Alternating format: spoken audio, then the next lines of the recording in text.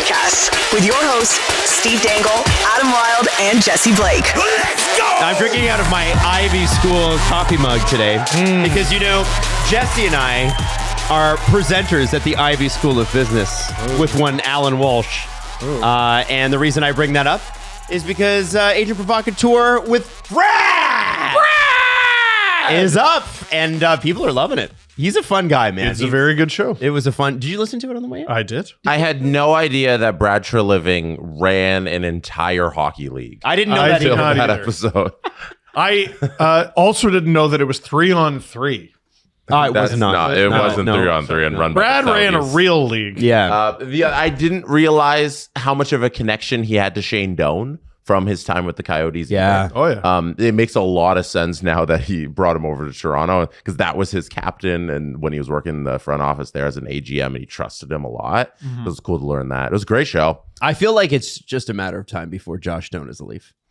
Yeah? I just get that Nah, sense. that's not how that works. He was the only good Sabre last night, and I think he'll be a Leaf. But he's Sabres Sabre. don't like good Sabres. What was your favorite takeaway from the show? That's fair. Favorite takeaway from the show, I loved when they were talking about Alan and Brad are talking about their first dealings together, and it was Zabinit Mihalik, who I used to take all the time in like NHL games as a part of my fantasy draft. Yep. And they called him Big Z, and then he said he was a low maintenance player and stuff. Like it was. And what a story by Alan to tell about his journey to the NHL and how he failed at every single level. Yeah. He was cut from his Czech team. He was cut from his Q team.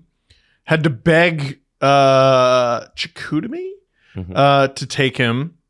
Got invited to Wild Camp, rookie camp, and they're like, we'll take you at big camp. And then he played a preseason game or two, and they signed him. Yeah. That's a cool friggin' story. Yeah. Crazy. Nobody undrafted. wanted him on any of his teams. And then eventually the last one, the NHL team's like, okay, we'll give you a shot. And then long, successful NHL career. Good on him not giving up. Alan Yeah. always says it to Yeah. us, but it's funny, Jess. Like whenever Alan says, like, yeah, you just, and he'll say this off there. He's like, you just don't understand the belief that these guys have in themselves, and it sounds like a sportsism where you're kind of like, okay, whatever, man. Like, but when you hear a story like that, you're like, oh yeah, like that's where that comes from. And he was right. Yeah, He was right to keep going and not quit on his dream. yeah, very, very You cool. know, that's great. And then the part about Alan and Brad hearing them joke with each other, you can tell they have a good relationship off camera too, you know, talking about the first time they met back there, but that story and how it's not all just screaming at each other.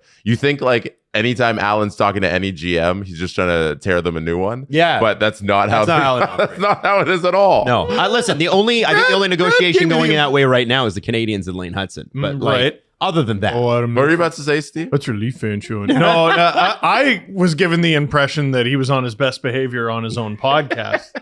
But when in fact, he probably calls Brad mean names. I'm sure they've had some Maybe once in a while. Yeah. Yeah. Zabinit Mihalik, by the way, 784 career NHL games after getting cut in Czechia and in the Q.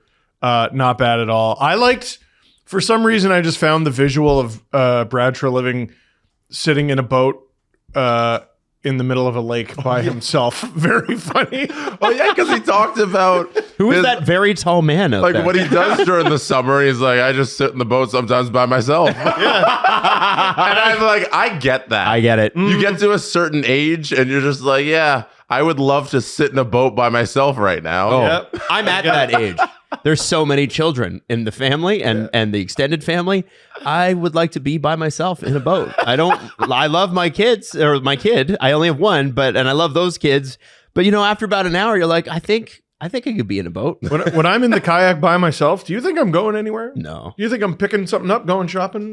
No, I'm just going one place and then coming home eventually. Yeah. Yeah. That's Oh no, I left my phone at home too. I just gotta sit out here in the middle of the lake. I am nuts. understanding why people golf. I do get it. Yeah, you need to take up golf. I do. All right, now Jesse. Speaking of being alone in the boat, can we pull up this picture? Okay. Because Steve, I need you to answer the question of the day, which is it good? got it. Okay, so when you see this picture, you need to tell us, is this good? Maddie, can you fire it up? The picture is of Alex Nedeljkovic racing back to the net as the Vegas Golden Knights have a wide open cage because Nedeljkovic came out to challenge and missed it. The answer is an emphatic yes. This is good for the Vegas Golden Knights and Riley Smith In overtime. Just unbelievable. Alex Nedeljkovic, if you're a goaltender, tag the goal. Now, if anybody missed this play, Nedeljkovic came out to challenge because he didn't want a breakaway or a 2-on-1. But what was crazy is that when he got to the puck first, Riley Smith was bearing down on him, but he tried to flip it over to his to one of his teammates, and Shea Theodore intercepted it. Riley Smith went to the net, and when you go to the net with your stick down, good things happen. Look, he wins this battle. He wins this battle. Does he? He won the initial battle. He didn't win the war. But he did win the initial battle. That is a miscalculation. Yeah, no. I think he lost, Adam. Yeah, and he would have been better off going full butterfly.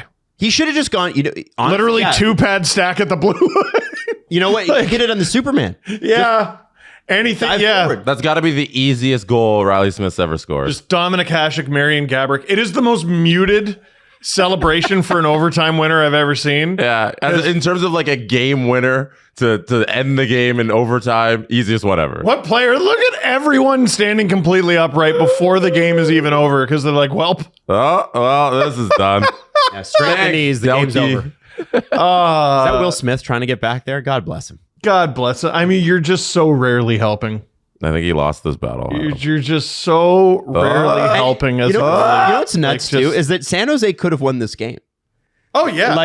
Listen. I heard from a bunch of people who are proud Dorfeev fantasy holders when he scored again last night. But I'm looking at the. I think he's got 4 goals. Yep. The year. Nuts. But I'm 35. I'm looking at that score. I'm like, that's overtime. They scored 3 goals. You're not talking about the actual almost trying to win the game? What do you mean? At the end of regulation, they have an empty net. San Jose does. Oh, I missed this part. And they're all in front of the net trying to shovel the puck in the net, and none of them can do it. And Jack Eichel comes up the other end. I'll bring up the video. It was Eklund or Smith. And he shoots it from like a center ice, and it goes in. Or that was the one to tie it. The other one, the OT one that was the one to tie it. Yeah, he comes up. So I missed that part. And it's and he ties the game with the they tie the game with the 6-on-5. This is life with Alex Nedeljkovic. This guy's on like 5 teams in the last 4 years. There was that flash of brilliance early on in Carolina. And then how many Calder nominee? Yeah, how many times does a team need to try it before it's just not there? Sometimes you stick your neck out for a player and you really go to bat for them, and years later, you're proven wrong. I was like, man, this kid. I thought that was the dumbest trade. Yep. I thought that was so stupid getting rid of Nedeljkovic, and welp. So good choice. It's William Eklund. He comes. He has the empty net. Oh no! Less than 30 seconds left here. I think this isn't a goal. This isn't a goal. The net's wide open. He tries the wraparound, and he kind of slips here on his edges. Can't feed it home. He gets actually a second crack at it while on his stomach. He gets snowed in the face so bad. And Vegas is able to keep it out by some miracle. And in the same sequence, Jack Eichel gets the puck at half court, shoots it, and it goes in. No. It's so ugly. Disaster. Oh, Ned, where are you? It was like directly in, guys. Where are your posts? Where are you going? You're lost. Yo, this is Dollar Tree headset. I think we got to call it what it is. Until further notice, Nedeljkovic is Vesatoskala, and I won't be. I need to see evidence to the contrary. Vesatoskala was good in San Jose. Yeah, it's true. Askarov's gonna play some hockey then. Oh, I know. Here's how aggressively your fortunes change. Look where he shot it from. Oh my God, that's disgraceful. That's worse. Here. That's worse than overtime, honestly. It might have been icing. Oh my God. Yeah, he doesn't gain center. If your stick clears it when you're shooting, they always give you it. Oh, right? Well, yeah, but they don't have that. If we're going by the rule, like technically, you could argue it's icing. No ref would ever. I scored from there once. in a select hockey tournament for the West Hill Golden Knights. Ooh. I scored from before center. Justin was my... This is a crazy thing to do, but you played for the West Hill Golden Hawks. Golden Hawks, yeah. I wasn't on the team. Yeah, but Justin Fisher, I believe, was my defense partner that tournament. And No way. And I just fired it, and it just went... It was one of those... It was just a bloop. It just went up and then down along the ice, and then all of a sudden I heard all the parents go, "Bah!" And I was like, did that go in? It's very satisfying if you ever get one of those in hockey, for that to go in. I can only imagine I'll keep that in mind. Jack Eichel's going to remember that. What? Like, that's a fun goal to score. Jack Eichel's already forgotten that. Like, it's, he had 4 points in his first game. Like, he's a madman. You remember the weird ones. Yeah. You got to remember the weird ones. And that's I don't a weird know. one. You can Game never get 2 that of the again. season against San Jose. I like it. Here's how quickly your fortunes change, though. Because Vegas blows, what was it, a 5-2 lead against LA. Yep. Losing the shootout. Imagine they lose this to San Jose. All of a sudden, you've got 1 out of your 1 point out of a possible 4 Yep. to start the season, and everyone's looking at you a little sideways because there's high expectations for the Vegas Golden Knights. Now they got 3 out of 4 points. They're fine. No one gives a damn. Haven't lost in regulation yet. Yeah. Oh, yeah. No one cares. No. No one cares. You're doing great. There was a minute 38 when Jack Eichel scored. And you know what? You man. could say the same about Nedeljkovic, right? Like, I mean, why are we crashing out so early on this guy? I don't think anybody... Because there is a body of work that is poor. I think the end result here is the best for both teams. San Jose doesn't want to win. Well, okay, here's what I want to say, though. It's a gift. This is actually really helpful for them. Yes, strategically, although Hasso Plattner, who's their owner, gave a interview that I have not fully read, but he was quite open about what happened over the last 3-4 years and how he's like, I don't want to be in the... He said, I don't want to be in the Gavin McKenna sweepstakes this year. Too bad. And well, and if you're going to start Nedeljkovic and he's going to play like that, probably you will be. But what I think is an issue is, and I look at what happened in Chicago, and I know San Jose and Chicago are completely different scenarios, but you can even relate it to when the Sabres started their rebuild. If you have a bad goalie, it will kill a young team's confidence. Yeah. So what San Jose is going to need to do is figure that out relatively quickly and get some NHL average goaltending this year. Even if that NHL goalie is really, really good and their numbers suck because San Jose is not a complete team yet, it's going to be important for them to do that. I can't overstate how detrimental that will be to that young core if they have a goalie that plays like that regularly. Here's the bar. You should win the games that you should win. And most people heading into a game against the Golden Knights wouldn't necessarily be like, yeah, the Sharks have to win that game. Minute 38 left, you're up. You got to win that game. And you had a shot at the empty net? Yeah, Eklund's got to be able to shovel that one home. You got to win that game. It takes a village, but you can put both goals to end the game squarely on Nedeljkovic. Yeah. Yeah, this comes on the heels of how we started, which was he shouldn't have been so far out of his net. Get a bungee cord. Where are you going? Who told you to go there? I feel bad for everybody else on the ice because, like, you work so hard for that 3-2 lead. Yeah. It's Golden Knights. They're a good team. And then both times your goalie just screws it up for you. Also, Wind out of your sails. I was annoyed. That sucks. I was annoyed Misa didn't play. He should be playing. And I think Plattner said that in the interview. And he was like, it's coach's decision, but I think he should be playing. And I was like, well, I guess he'll be playing next game. Yeah. Your boss's boss is saying play the player. And come on. What are we doing here? No, you drafted him second and he made the team for to sit? Why? Yeah, no. Send him back to the Reeves out there OHL. for sure. Send him back to the OHL. Maybe he'll score 70 this year. Like maybe he'll why? What are we doing? I don't understand that at all. I don't either. As a Michael Misa fantasy holder, I stashed him on my bench just in case he has a good year. Same with Ryan Leonard. Man, if you guys have a Calder bid, I want you guys to be on my team. It's a tricky rookie as a sleeper year. Isaac Howard is scratched. He's playing. He scored a point. He did this. He did that. He did. Yeah, it's very confusing. The goalie thing you're talking about, like that's Askarov, right? They have a goaltender. Yes. Okay. So he was injured most of last year. Yes. So I wonder if they're like trying to ease him in and be like, And the reason they didn't re-sign Georgiev is because of performances like what Nedeljkovic gave you last season. Georgiev was last season's Nedeljkovic this season so far. And I know it's early, but we've seen this. You just don't know what you're getting out of him. Because next game he might stop 38 of 40. He does give you good games. Oh, dude. And at the end of the day, like Askarov's still only 23. Maybe you want to go with the vet, to start game number 1. He's going to be your starting goaltender. Yep. And maybe after game number 1, you've realized he's kind of lost the job. And then you go along there. Who knows? But I don't mind the idea of going with Nedeljkovic first and then seeing what you got there in terms of your experienced NHLer. But Askarov's the future. Think of how good Nedeljkovic looks if he just stops that Eichel shot. But he's stopped at that point. His team's getting outshot 28-21. Mm-hmm. 28 is fine. 21 is not. Mm-hmm. He stops that bloop. All of a sudden, he stopped 29.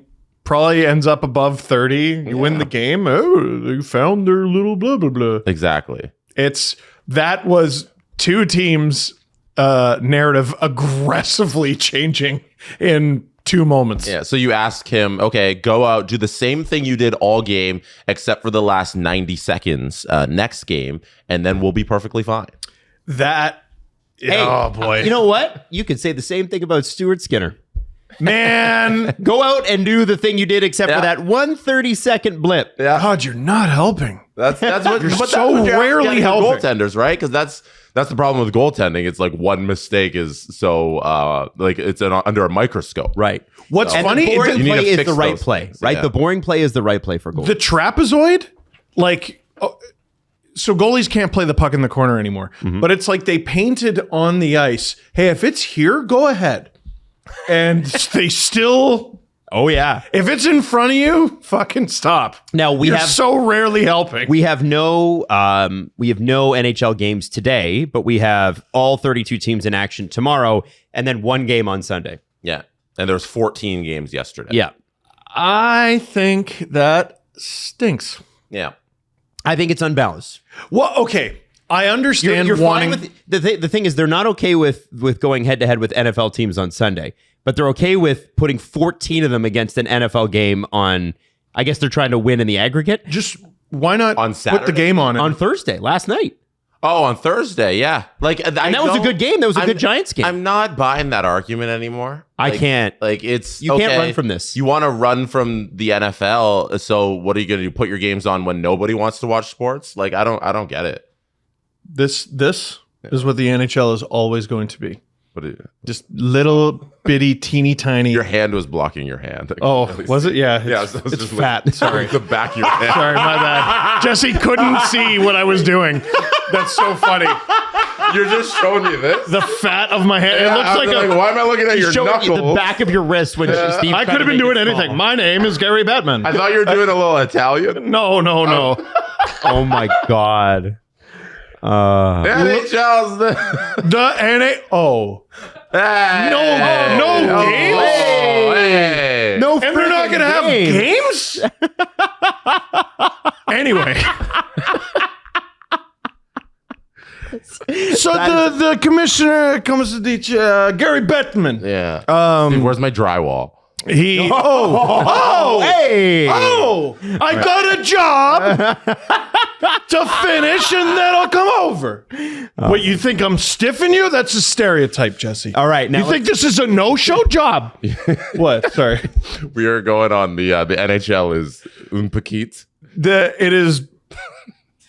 What is it? Un Petit is good. Yeah. They act small. If you they're act small, you'll be teeny, small. tiny, niche sport, irrelevant, little brother, and they will always be taken that way for as long as they behave that way. Yeah. What I won't accept as an excuse, because this makes no sense to me, the NHL has all 32 teams playing on Saturday. Mm-hmm. And they want to make that a special thing. And it's going to be games all throughout the day. It's going to be prime time in Europe, which is a big thing. That doesn't mean you have to have 0 games on Friday. And how many on Sunday? 1? 1. The Leafs have 16 back-to-backs this year, and you're telling me You could have that it's impossible? You could have 15, 15, and 15, like Friday, Saturday, Sunday. What are we doing? Whatever you want. The games on Saturday, the thing that annoys me the most about like, all teams are going to be playing, there's 8 teams playing at 7 p.m. Eastern. Well, that's good. Like, I can watch one game.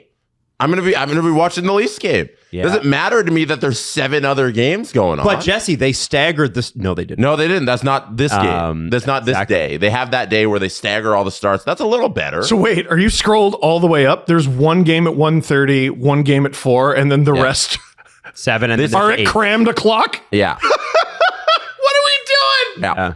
But it's all the big market things there. You got to look at like Montreal, Chicago, big TV markets, New York, Pittsburgh, big TV markets, Philly, big TV market. That's why. So wait, scroll up. What do we got? What do you What's at the very top? It's Kings Jets. Kings, Jets. All right, that's fine. I believe that's for that European audience. They're doing this new thing, Hockey Saturdays. Like, it's airing prime time in Europe. That's good. I'm into that. Yeah. And you know what? Why wouldn't you take advantage of hockey all afternoon when Saturday is your day? Yes. You should do that. Totally. I like what they're doing Saturday. I hate what they're Maybe doing a Friday, couple of Sunday. options at 1:30 and a couple of options at 4 would be nice, Yeah. right? Instead of just one. Yes. Yes. But it's like, okay, so you're scared of NFL. You're not scared of college football. College football goes on Saturdays. there are other I don't know. sports. Like, other things in the universe exist. Like, you're competing with Netflix and Apple TV and Disney Plus. Like, and there's a whole bunch of entertainment options. Just air yours in the best possible way for hockey fans. You know what? I'm a film producer. I can't release my film this year because there are other films. Like, I know in theaters it's strategic and you do try to actually avoid other like blockbusters or whatever, but There is a strategy to you put your films in theaters when other big films are going in the theater as well. That's why Barbenheimer was such a success. Yeah, because if people are already going and they're there and then they see the other poster, like, I want to see that too. I've watched Come back next football because I was previously watching hockey. Yeah. Yeah. Like, I just think it's so It's like little brother. Why they debut new sitcoms right after the Super Bowl. Yes. Yeah. Right? Yes. You're already watching. You get a bump. TV. Yeah. It's I don't know. It annoys me as somebody who plays hockey fantasy. I feel like Yeah. the NFL's done such a great job with fantasy sports. Like, it's so much fun to play fantasy football. that's how I found out. NHL fantasy stars just skipped to Saturday. Yeah. I'm like, what? And like, if you're just a casual and you play NHL fantasy on Yahoo or whatever, these weeks, like, it sucks. Yeah. Oh, all my guys are on Saturday. I got nothing to do today. I don't got to set a lineup, nothing. Like, it's weird. Your season began 3 days ago. And you already have 0 games. That's a failure. You can't do that. Well, and Like, don't tell me that it's like, oh, well, it's a compressed schedule. We had issues. You should, if it's a compressed schedule, you don't get a night off. Yeah, you have a compressed schedule, so your strategy was to not schedule games on 2 out of 3 days. Cool. Okay. All right. Let's see if that works. BetMGM is an official sports betting partner of the National Hockey League and is everything for the action on the ice. Jesse, what are we looking at this weekend? The biggest game this weekend. Every NHL team's playing Saturday. We get Ducks Sharks Saturday night. SoCal versus NorCal. Adam's In hammering San that Jose. money line. Oh, man. Ducks! So the Sharks are the underdogs in this game. I think everybody would assume that. Yeah, damn right. Yeah. 2-1 for the Sharks to win, 1.83 times your money for the Ducks to win. So it's a little even there, just a little less than 2-1 for the Ducks to win. Who you on? Who picks up the victory in the Battle of California? Sorry, Kings. Is Nedeljkovic starting? I can't You tell you. don't that. know. Yeah. Might be Askarov. Gimme Celebrini goal. Sharks win. Timothy Liljegren over 0.5 points. Give me Granlund. That's an awful part. No, it's not. Yeah, give me Very good. maybe anytime goal Granlund because it's against his former team. Oh, okay. That's what I'd say because he was on the Sharks last year. Right? Yeah. So that's my pick. Who are you picking to win? I'm going to go with the Ducks because I'm assuming Nedeljkovic is going to get another. You don't sound very confident in that. Listen, I was not thrilled with their Seattle game. Was not off to a good start. But hey, they got time. Give me Misa's first career goal too. Oh, if he makes the lineup. He's making it. Okay. Oh, sure. All right. We talked about that last night too. Oh. All right. BetMGM, where you need to go for National Hockey League this season. BetMGM has improved its lineup this season to include instant withdrawals, data insights, and a brand new rewards hub. Download the BetMGM app today and enjoy the NHL like never before. BetMGM.com for terms and conditions. 19 plus to wager. Ontario only. Please play responsibly. If you have any questions or concerns about your gambling or somebody close to you, please contact Connects Ontario at 1-866-531-2600 to speak to an advisor free of charge. BetMGM operates pursuant to an operating agreement with iGaming Ontario.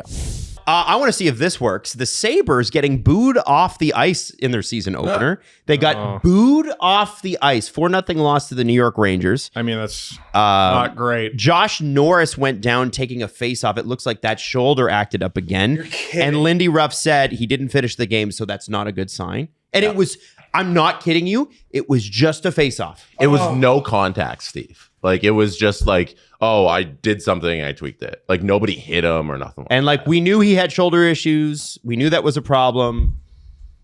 First game of the year. Hopefully it's not a complicated one. Well, this is the thing. A Sabres fan posted this, and I thought this was interesting. He's like, in a 4-month span, the Sabres traded for Josh Norris, who has injury history, refused to consider a trade or a buyout for Matthias Samuelsson, who has injury history, and re-signed Jordan Greenway, who has extensive injury history. Like, at a certain point, are you begging for it? Like, every team's got a guy or two that are like prone to it, and not every NHL player has that thing where their body just holds up under fire all the time. But collecting them all. The Sabre Report on Twitter had a great stat. Josh Norris has been in 4 regular season games for the Sabres. He's finished 2 of them. Oh my God. Oh my God, Jesse. I'm going to have to follow Sabre Report. It's like the dude can't catch a break, and something's going on there where his body's just broken in a number of different ways. Just to give Sabres fans a break, because like Adam makes a good point. Like, you're getting all these guys with injury history. I feel horrible for the way Ryan Ellis's career ended. But the Flyers took a big swing. Well, they knew. Yeah. They knew. And he played 4 games. And as I remember, those 4 games were actually very good. He had 5 points. Yeah. But I was like, what did you? This was always an alarmingly likely thing to happen. And then it happened. And I don't have sympathy for you. I have sympathy for him. Yes. And the fans. And the fans. But the management, Chuck Fletcher, I think it would have been at the time, who's notoriously so good at his job. I don't. I just don't. Josh Norris. God. And I feel horrible for that guy. Yeah, me too. Yeah, and like, you gave up a really good player in Dylan Cousins. Yeah, thanks for that. And you didn't need to. Yeah. At no point did they have to do that. Like, you really wanted Bernard Docker that much? Well, listen. Well, no, it was Cousins who committed the horrible sin of developing backwards on the Sabres. And they're like, oh yeah, he makes too much money. All of a sudden, dude, look where things are going. Man, he was great for the Senators in the playoffs. He makes $7 million. It's a great man. And you he look doesn't at him, need to score 30 anymore. No, and in that system, he probably can. It's the Buffalo system. With Ottawa? Yeah. Oh yeah. He could score 30 goals. Thanks guys. Thanks. Okay, this is another one from Sabres fans. Ryan, total goals: Ryan O'Reilly 1, Casey Middlestat 1, Dylan Cousins 1, Jeff Skinner 1, Eric Robinson 1. The Buffalo Sabres 0. Yeah, one game they got shut out. Even in that Josh Norris trade, the Sabres sent a 2nd-round pick to Ottawa. Bro, like they paid to get rid of Cousins and are paying Norris more. Yeah. And they don't have a healthy hockey player. So, and I feel bad, like you said, I feel bad really for the fans. I feel bad for him, but the Sabres are sitting in this. This is their responsibility. And I have to say this, there are some fans who are like, it's one game, relax.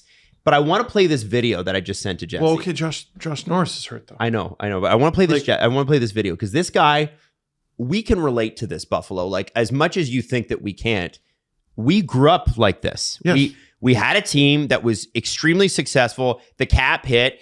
and they hired a succession of general managers who were like, how does the cap work? I better not figure it out. And it was a terrible 12 to 15 year period to be a Toronto Maple Leaf. Terrible. Yeah. And it was embarrassing. And this guy, there's going to be a lot of swearing, but I just want you to listen to this guy talk about, it's not like gratuitous, but talk about what it's like to be a Sabres fan. Because this guy's in his mid 20s, and the last time the Sabres were good, he'll tell you. It's unbelievable. You can't score one fucking goal in a hockey game. No. Is that a Lindy Ruff jersey? Yeah, it is. Too bad I couldn't get it all on recording before that. 6 years old. That's how old that was when they made the fucking playoffs. Golly. 6 years old when they made the I was playoffs. at fucking Disney World. Every time I fucking life. All right. At the time of my fucking life. Fuck. It's unbelievable. Yeah. We're so Yeah, big shout out to Buffalo Freddy for that video. To give you an idea of how miserable things are, so there were 3 jerseys pictured in that. One is for the coach, Yeah. who's probably going to And get then fired. Devin Levi. Devin Levi, who is not with the team, and Tage. Tage Thompson, who doesn't like how the team doesn't stick up for him. I saw somebody post that they posted the deserve to win a meter.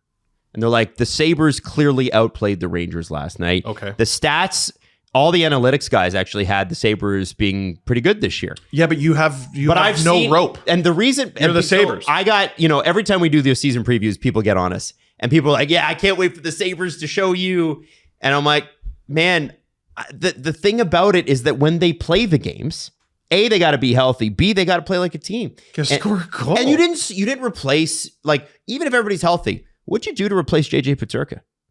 We're gonna get that scoring. Josh, don't. Well, you're hoping. Well, he's what a kid. this is what we said with the Sabres. They were actually, I think, top 10 in goals last year. Yep. But the question I was asking is, okay, how many of those games were against backups? Oh, that's an interesting A question. lot of them. How many of those were in games where you were already down Yep. 3-4 goals and you come back to lose by a little? Yep. How many of those were games where you had like a 2 or 3-0 lead and you blew that? There's a lot of empty calories there. And I think they still have a long way to go. Early in the season, Yeah, but it's This not a good isn't- start. dude, this isn't me. Like, this is Sabres fans are sick of this. I cheer for another team in the division. If you want to keep doing this, you go ahead. But Sabres fans are sick of this. Well, they deserve better. I mean, even Yes, they Bettman's do. like, it's a good hockey market. It's a great hockey market. It's just not a great team and ownership structure. When the Leafs were ripping, like 99, 2002, and they were going to conference finals and everything, and Sabres were going to the Stanley Cup final, Yep. beating the Leafs, that was awesome for hockey in this market and that one. It's, same thing with Detroit. Well, let's bring up Detroit. First off, let's have a look at these jerseys, which actually looked phenomenal on the rip. ice. They rip. Steve, are you scared? Of what? Are you gonna run out of the studio seeing these brown gloves? I What's still wrong with you? just don't think you need it. John Gibson's pads look fantastic. That's I- pretty I good. sent I'm not him going to lie. I sent you a front view of John Gibson's pads too, Jesse. Goalies get a bit of a pass. Yeah. I don't know, Steve. There's nothing wrong with these. They're think fine. they're sick. They're fine. No, you hate them. You're a hater. Say you hate them. Just say you're a The hater. jersey is so good it overpowers it. It's an incredible jersey. It's awesome. You could have just gone red and made them perfect. But 9 out of 10 is pretty good. That's really good. It looks beautiful. Unfortunately, John Gibson in those sweet pads did not last. He allowed 3 goals in the first period alone for the Red Wings. And he did get yanked. Now, let me just say that John Gibson allowed, this is from Puck Report, John Gibson allowed 3 goals on a .42 expected goals in the first period, and he was yanked after 5 goals on 13 shots, finishing with a minus 3.46 goal save above expectations. That's not great. It's one game. Yeah. Okay. One game, but also, Acknowledged that it's super early. that's all we have to go on right now. Are we allowed to throw a red flag for a red flag? Like, this is a red flag that this might be a red flag. You know what I mean? I'm not fully putting a red flag. That'd be ridiculous. It's too early. But this is a red flag that it might be a red flag. Because I didn't think he looked good in the preseason either. Leafs played 2 games against them. And the one game he played, and you go, it's preseason. And then the regular season shows up and he's worse. This is a guy who, your backup goaltending is important. Over the course of 82 games, which is so many games, your starting goalie, unless he's one of like the half a dozen guys in the league who play like 55 plus, your backup goaltending has to get you points in the standings. The team I keep bringing up was Seattle. I think we would look at them differently if they had league average goaltending behind Joey Decord. But they don't. They got like no points out of Grubauer games last year. And it killed them. Calgary Flames a little bit too. Oh man. Well, I don't even know what they're going to do this year. I have no idea what they're going to do. I know this year. Mr. Wolf is great. I'm not so convinced with Mr. Cooley. Now, ideally, he becomes one of the goalies who gives you 55 plus every year. But I looked at Detroit and I go, one of the ways they can climb up the standings is now they got Talbot and Gibson. If one of them's bad, you're just right where you were. And that's going to be bad news. It's ugly. Yeah. Now it's an ugly loss for the Wings, but what I thought was funny, and Sens fans were all about this, is it really wasn't John Gibson. It was Travis Hamonic that seemed to get under Red Wings fans' skin. Oh dear. First game of the season. There's like an Only Senators account, and they posted, just let's check in on the Red Wings, and 4 different guys going, holy cow, I've seen enough of Hamonic already. What the hell did Hamonic look like in training camp? Because this is awful. Get Travis Hamonic off my effing team. F.U. Iserman. Jeez. Ben Sherratt and Travis Hamonic have already ruined my night. I hate it here. Oh no. This is this is why I have the Wings ranked last. I don't get it. And I got a bunch of Wings fans going, yeah, but all these young kids they're going to insert into the lineup. I'm like, guys, those are unproven. That's nice that you got young people. You sound like me. You sound like me a number of years ago when I thought everybody was going to hit. Not everyone is going to hit. And I think they have a higher likelihood. Like, man, some of those guys, what was it? Branson, Nygard? Nygard. Yeah. Sandin Pellikka. But the Y with the Nordic countries is a wild card. Yeah. Sandin Pellikka looks amazing. Is going to be incredibly good. But like, okay. You know you need more than that though. Better than last year doesn't mean playoffs automatically, right? You got to keep going. And it's just not enough yet. It's just, and again, Todd McClellan. They did great under him. Really good. That was last year. That was second half. How many backups are you seeing? Because of where they were in the standings, right? How many? It's, teams got, I'm trying to think of the travel schedule. If you're facing a team who's on the second half of a back-to-back, how likely is it that you were the starting goalie team? You know what I mean? You got to ask yourself that. If a team is coming in here and they're on the first or second half of a back-to-back, which goalie are we seeing? Well, this is why I think that the Sens, less so the Sens, more the Canadians this year. I don't know if Jesse agrees with this or not, but I think the Canadians are I thought they were really good last night, but I think the Canadians are a far superior team to Detroit anyway. They're not going to surprise people. You hear these guys talk about this. They're not. The Canadians are not surprising anyone anymore. We know they're good. We know they're a threat. A good, flawed, up-and-coming team. That's a compliment. I think that's great. Mostly compliment. Yeah, absolutely. Yeah. Jesse, do you think, because there is that transition, right, where there's teams that sneak up on you, and then the next year there can be regression because you're not sneaking up on people anymore. Right. I know we're overreacting because it's the first game, but hey, that's all we have to go on. So I'm going to keep reminding people, that's all we have to go on. Wasn't good.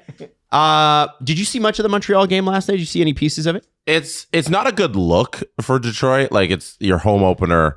You want to start the season off on a good foot. You're going for the playoffs. You can't. It's game one. Like don't panic because it's game one. But the same way how Sabres fans feel defeated coming into the season because of that loss, that you feel the same way for Detroit fans because you're like, everything's perfect when you're 0-0. Right? Yes. When game one hasn't even started, there's hope and you think you're going to make the playoffs. You're going to win the Stanley Cup. Every team's in it. And then you start off in that. It just leaves a little bitter taste in your mouth. And it's not that first game, is it? It's the 13 or 14 years that precede. Exactly. Yeah. Yeah. If you're the Golden Knights and you lose game number one, it's fine. Yeah. If you're Detroit and Buffalo and you lose game number one, you're like, this kind of sucks. And So that's the difference. you know, the Rangers get shut out in their first game, and everyone goes, "What?" And then you shut up a team next game, Yeah. That's and the you thing. go, "Oh, okay." That's literally why it's game one. You got to start with that. Next game, you win 7-2. Everything's fine. Yeah. You know, and that's what New York got. The first night, like, it was a little ugly. That game there with losing that one because you want like JT Miller era to start off on the right foot. Yeah. And then we didn't talk about like when it happened, but you don't want to lose that game. You come back the next night, you win it. Okay, season's underway. You look great. These are the ups and downs of the season. Yep. We went through whole seasons of swings here in 2 games. Detroit and Buffalo have the opportunity to do the same thing. Go out, win your next game, make it fine. Talbot goes in next game, lays an egg.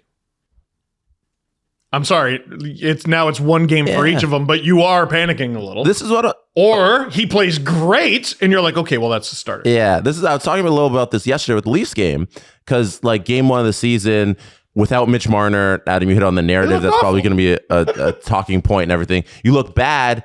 You still don't want to lose that game. It's so silly that like it's game one, but it means it's good that they win it and they just get that monkey off their back. And I talked about the empty netter for Auston Matthews. He got a goal. Yeah. Like, I don't give a shit how it happened. It was an empty net. I like my star player getting that first goal. It's out of the way. Yeah, they got a 1 instead of a 0 next to the name. Yeah. And now you look at the Sabres in Detroit and you're like, okay, go out, get your 1. Start your season now, you know? So I feel bad for those fans, but these teams just need to go out and win their game 2, and this isn't a narrative. Can I also say that that it's actually bad if you're telling me that games don't matter?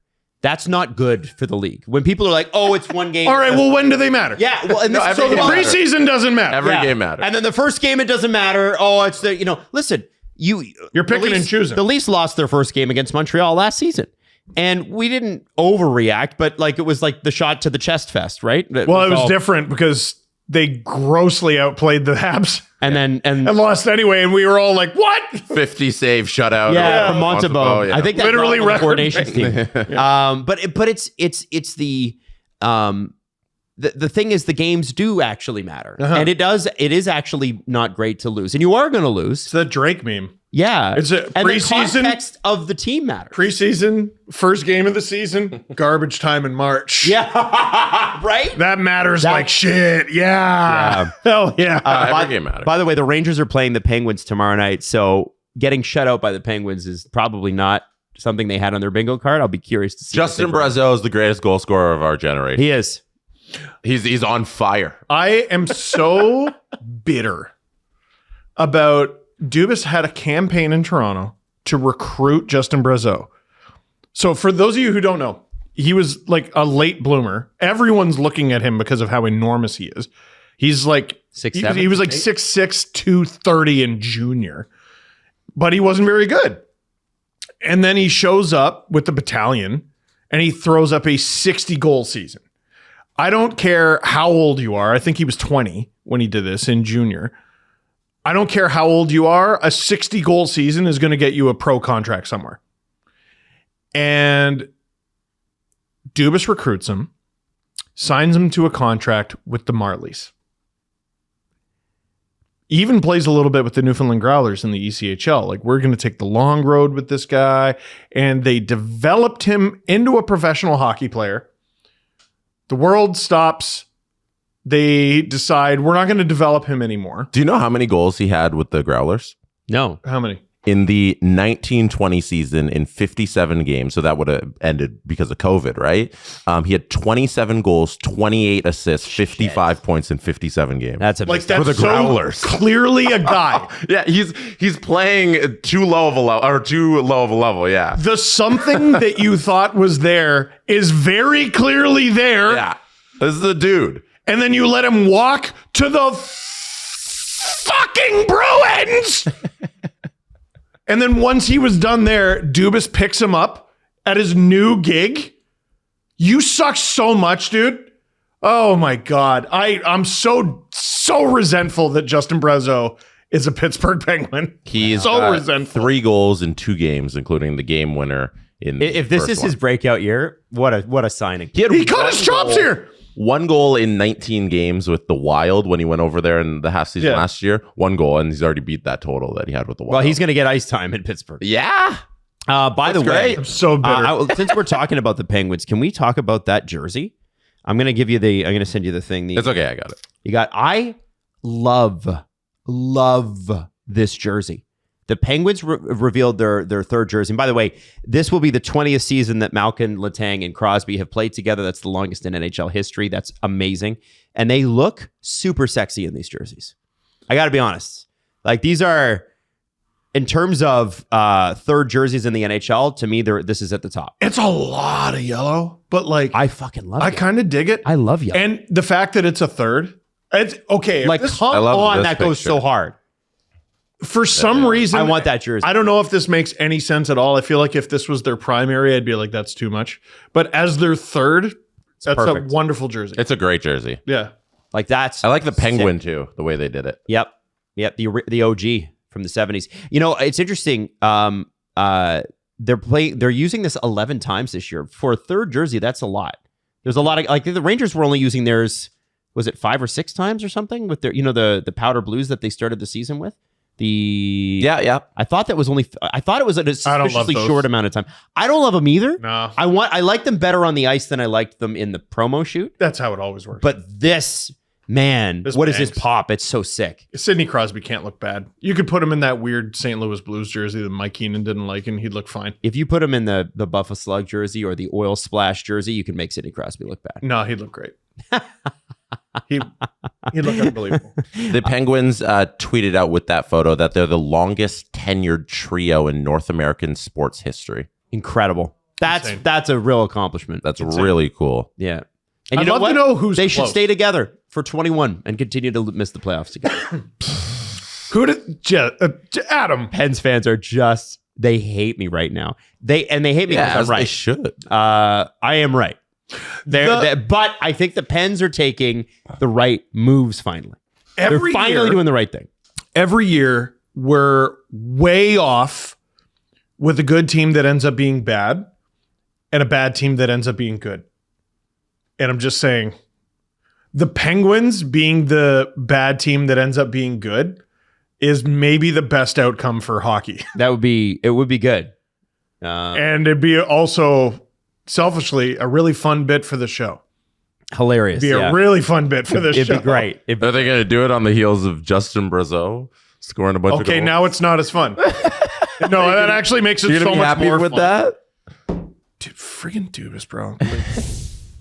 Hey, hockey fans, NHL cards are back at Tim Hortons. Collect your favorite players, trade with friends, take your shot at exclusive prizes. Don't miss out on this. Head to your local Tim's today and grab a pack while they last. Jesse, who are you holding? First up, Mackenzie Weegar. Oh, Mackenzie Weegar card. Fantasy darling. Second up, a goalie etchings card, Logan Thompson. Oh. And lastly, the biggest card in the universe, Mr. Anthony Stollers. Yeah. There it Love is. that. Is that Got the a first leaf. leaf? It is. Or no, you pulled a Marner. I pulled a Marner, Marner. that's so Yeah, sick. Marner and the Leafs. Stollers there, 6'6". All right, well, 243. I'm going to go with a very quiet superstar, Andrei Svechnikov of the Carolina Hurricanes at number 1. Number 2, a guy that I wish was a Leaf forever and ever, amen, but he's a perfect flyer, Travis Konechny. Just awesome. As soon as you said perfect flyer, I knew who you were talking about. And one of these days, Travis Konechny is going to get to the playoffs. One of these days. One of them. And then lastly, you know what? This has not gone so well, but I really like this player, Jonathan Marchessault, in a Nashville Predators jersey. I have a feeling this man will be traded if Nashville can't pick it up this year. Leaf. Oh, I like that. Nah, probably not, but it would be sick. We got Mr. Gonna Get Paid, Artemi Panarin, Oh yeah. right there. We got potential Olympian Sam Montembeault. Oh. And we didn't need to end on this note at all. Brady Tkachuk. Oh no. Ooh, At least it's not Ridley Grigg. Yeah. Hey, Could be next week. I should put respect on his name. He 4'6". Hey, so listen, we want you to check it out. Tim Hortons NHL hockey trading cards. Grab a pack today. Visit your local Tim Hortons or download the Tim's app to start collecting Tim Hortons NHL hockey trading cards. Hampus Lindholm left the Bruins game yesterday. Lower body injury.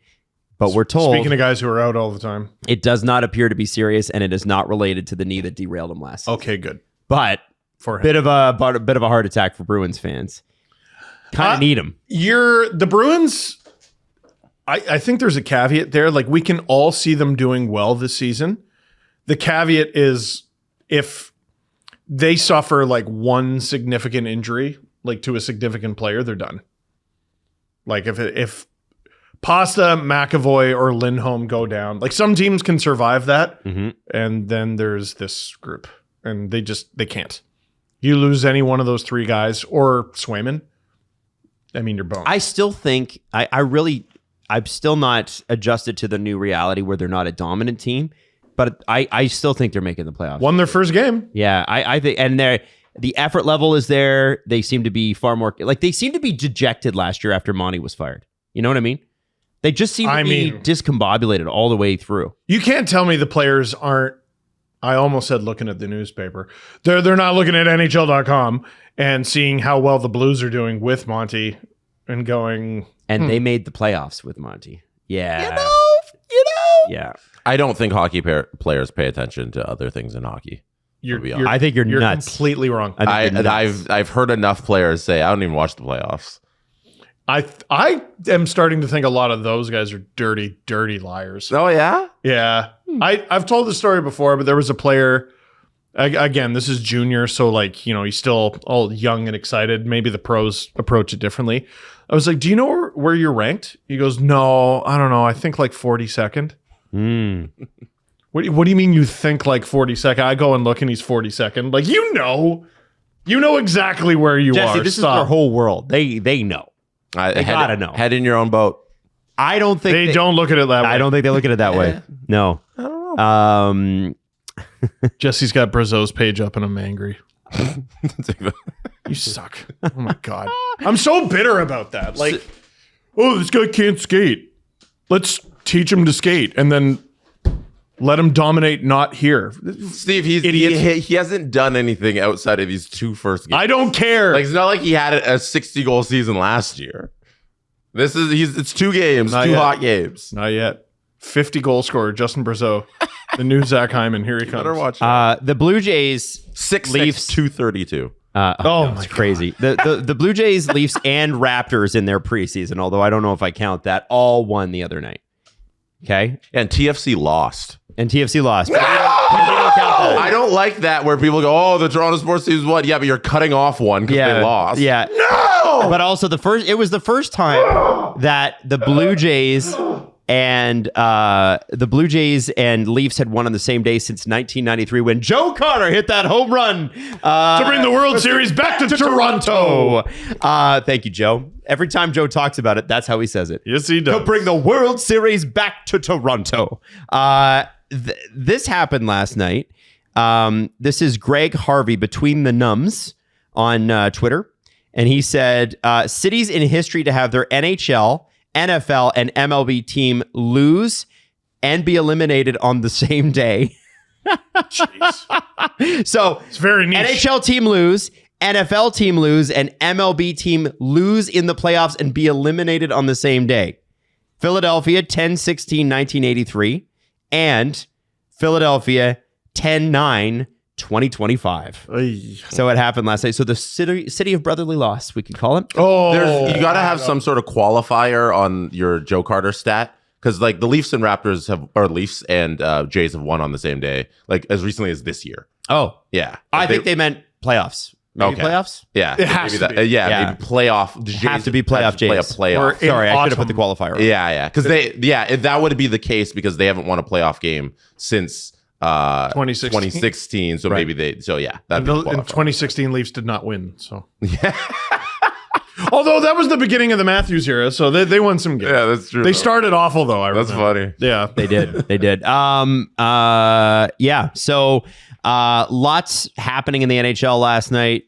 Just drinking from a fire hose, and that's so interesting. It's like, man, I'm so glad we don't have a show on Saturday because no games last night. That would have sucked. But I just wanted to kind of run through some of the highlights and that sort of thing. And obviously, I am so excited for what this all looks like a month from now in terms of how the first month goes. Because even then, people will claim, well, that doesn't matter. And in the case of the Oilers, they're right. The last two seasons, there's not a lot of teams that get to say that. only the Oilers really, And the Blues. and the Blues. The Blues Good historically. I'm going to go on a 19-2 run to end the season and squeak into the 8th seed. They love doing that. They do. It is, you got a brand, you got to stick to That's it. Blues hockey. There's a lot of confirmation bias that goes on at this time of year. So Detroit loses, and I'm like, yeah, well, that's what I expected. Yeah. And Buffalo, the one I was just like, yeah, nah. The one I just completely ignored was Washington, Boston. Mm-hmm. Boston might be fine, but Washington, I think, is still a really good team. Oh, yeah. Jonathan Toews, who was questionable for last night's game, did play for the Winnipeg Jets. He got outplayed pretty significantly in his minutes, but the Jets won. I'm not totally shocked by that, though. Well, I'm curious about what it looks like 6 to 8 weeks from now. Yes, and so are the Jets. Yeah.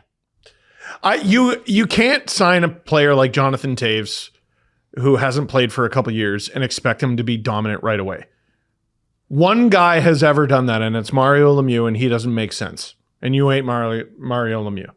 One guy ever is Mario Lemieux.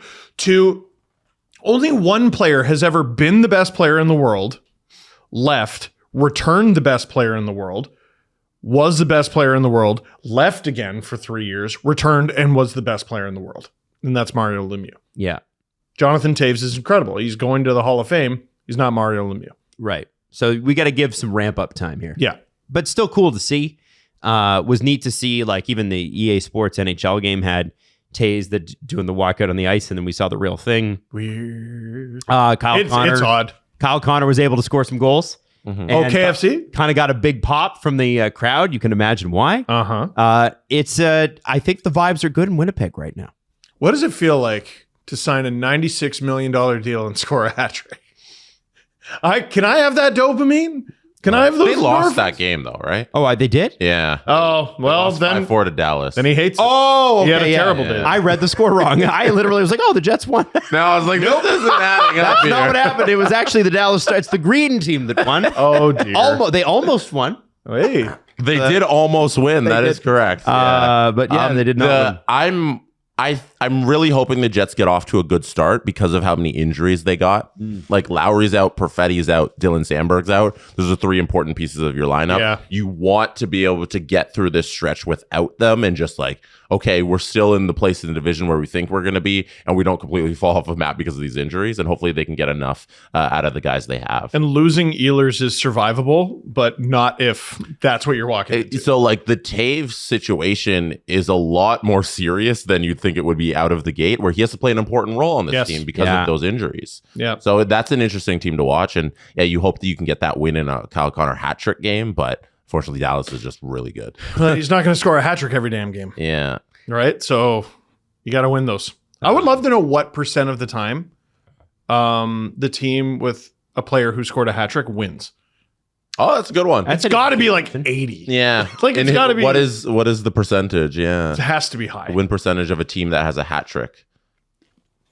You would, I don't know, 3 goals out of 1 guy. You would hope so. Mm-hmm. Interesting. Leafs lost the Matthews 4-goal game. I know. Sens beat the Lightning That's last elite. night. Lightning had a 3-1 lead after the first period, and the Senators just said, how about we tie it up in the second and then just win it in the third with 2 more goals. And I do think there's a bit of a changing of the guard in the Atlantic, and I know that my Tampa being so low pick was not, and I know it's 1 game, I'm I'm nervous about that I pick. think the Ottawa Senators are a lot better than people are giving them credit for. I don't think they're division winning good yet. Mm-hmm. I think the Tampa Bay Lightning are not at the level that they were even last year. And I think they feasted on regular season stuff last year. People were like, people were blown away. I was blown away by when they made the postseason. Going up against Florida, I'm like, they're elite. This team is great. Oh, I had them winning. I had them beating Florida dumb. too. Stupid, dumb, idiot, moron. I'm struggling to see how, with the injuries they have and the thinning of the lineup that they have, because it's not what it used to be. Well, McDonough is not the guy he was 5 or 6 years ago. Hedman is hurt. Vasilevsky's been fighting stuff. Like, we're talking about, this stuff is catching up. It happens. They're doing things that teams who get broken by tough teams do, which is as you get bled of talent, you just supplanted with toughness. So I know you're wondering, how is Steve going to work the Leafs in there? I got it. Curtis Douglas was a Marley. Mm-hmm. Dubas traded him for Connor Timmins. Now he's with the Lightning. This guy is one of the biggest people in professional hockey.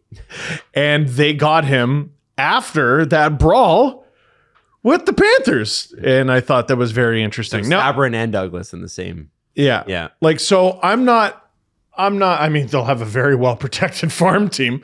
I'm not trying to criticize those players, but you can't, at some point, like, the way you've kept this going for as long as you have, like, the Lightning run didn't begin in 2020. It began in 2015, at least, when they went to the Cup final. I think they missed the playoffs the next year and then never looked back. Yeah. Right? There's President's That's where they got trophies in there. Duran, which they turned into Sergachev. Yes. You've been getting all these guys. And lately, they'll introduce a new guy to the lineup. And the name brand of the Lightning still means something. And so I go, oh, well, I bet this guy's going to be... And he's a guy. If you're not getting your Yanni Gourds, your Eric Cernaks, your... Yes. Yeah. Well, and I look at that Sergachev trade, and I think about how consequential that probably is. Like, my God. Why didn't they just pay him? They didn't need to get McDonough back, because that's ultimately what happened. And also, then you should have had him instead of McDonough. Well, that's my point. Yeah. And I think they thought they had something in JJ Moser, who seems to be a good player. He'll be good. But I don't know that he's going to be Sergachev good. And I think this is the time where you'd need Sergachev to take over some of those big minutes from Hedman. And I think it was a miscalculation. Oh, yeah. Big time. Yeah. But we'll see. We'll see. Yeah. Long season. The sun could be setting there, but very often when we say that with really elite teams, they prove us wrong. Absolutely. I'm waiting to be proven wrong. Jesse, where do you stand on the Lightning? I know it's just been the one game. Do you think that they is there a step back? Because like is there, it is a thinning of the lineup. There's no question. The Lightning are going to be fine in the regular season. Like, I don't know how much I believe in them as a deep run playoff team, but Vasilevsky is such a high floor for this team that I have them in one of the 3 spots in the Atlantic. If he gets hurt, they're dead. But I don't know about that. Like, he wasn't even healthy at the beginning of the season, but I like last year, and they had a good regular season. So, like, even if there's a little bit of injury there, I think they got enough. I'm believing in the Lightning. And, like, they can get a goalie. Yeah. If they really need to. Steve, though, more interestingly, I have an answer to your question. Oh. You asked about hat tricks and how many times teams lose games. Yes. In the 24-25 season, teams went 68-9. Wow. When a player scored a hat trick. So 13% of the time they lost. Wow. What? Oh, I almost nailed it. So 87% of the time they win. Yeah. I said 80. Wow. Yeah. So it's even, wow. I know Crosby loves that stat, weirdo. Wow. That is incredible. Yeah. And the Jets lost. That sucks. So the Jets, they're one of those 13%. I know all the Jets fans listening are like, thanks. That's really interesting, Jesse. Appreciate it. There's only one season's worth of sample size. Like maybe in the 23-24 season, that number was higher or lower, but 77 hat tricks last year. Here's a question. Yeah. How on earth did you find that? There's 77 hat tricks last year. You can go on Hockey Reference and they have a list of all the hat tricks that happened. So you go through the chart and the list of hat tricks, and then you see the final scores, and you just calculate from there. Look at you. Were any of them dueling? Did any of the hat tricks happen in the same game? Let's you now. I got to look through the 77 to find out. You're gonna have to wait a second. You ever while I wanted to go punch Steve? through Just tap dance. all of these names? Yes, the Taylor Hall, Braden Point hat tricks happened on the same day, but not the same game. Okay. So that's not the same game. Gensel, Rust had hat tricks on the same day, different games. Oh, Lawton, Rust, and Gensel all had hat tricks on December 12th last year. Scott Lawton? Yeah, Scott Hell Lawton yeah. against Detroit last year, different games.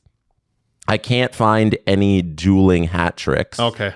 So no. Shifley's hat trick against the Leafs happened the same day. Dylan Holloway had one.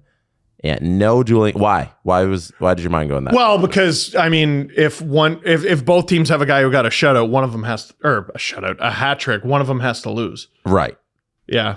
Interesting stat. Anyways, there you go. Thank you. There's an answer. Thank you for that. Hockey reference. It is a blessing to the hockey community. Everything's so categorized there. Easy to find. It's easy to find. Yeah, stuff like that. Like, oh, just how many hat tricks, and then you got the score and everything. It's great to just pull up. It's how I get all my stats and stuff. So yeah, there you go. This show is sponsored by BetterHelp. And listen, we are all people who have been therapied. I don't know if that's the actual Therapized. And it's helpful. It's helpful. And the thing about this time of year is we talk about the beginning of September as like the start of the new year. Now we're into the month where it's like, now it feels like grind again. Everybody's excited to start the new year. I'm going to be there. Oh, I'm here. I'm here. You know and what now they need therapy for picking out your Halloween costume. There's a lot of stress in that. see, the way around it is don't participate in Halloween, which is That's something you should talk to your therapist about. perhaps Your aversion to Halloween. I don't like it, and I how don't know that why. goes back to your childhood trauma. I hope your therapist calls you a nerd. All right. Well, Oh, listen, no. you can discover all the I don't red think they and will. green flags about yourself and the people in your world. Actually, it's very, very helpful. Access a diverse network of over 30,000 credentialed therapists with a wide range of specialties. You can easily switch therapists anytime at no cost as well. BetterHelp.com/STP, today to get 10% off your first month. That's BetterHelp, HELP.com/STP. Lane Hutson and the Habs have had to take a break. Now, CJ Show went real deep into this, and we've talked about this now. This is the third episode. And I talk about it because it's a big story, A, but B, I love, like, we could talk about trade potential. We could, like, what top 5 cities we could put him in. Trades. No, I'm kidding. One thing that stood out to me about it, though, was CJ said they're not going to 10 million yet with this guy. And that means to me, Lane Hutson's looking for $10 million. Yes, that's what I get from it as well. I do not understand from either side's perspective where the fire is. He's played one NHL season. I don't know why he has to lock it down right now. Play 2 NHL seasons. The floor. What would Lane Hutson have to do this season for Habs fans to look at a $72 million deal with him and be like, ugh, I don't know about that. What if he goes from 66 points to 40? Yeah. Well, this is what I think they'd still be pretty cool with this guy. Well, Dobson didn't have 40 points last year. I know. I had him in fantasy. Oh, yeah.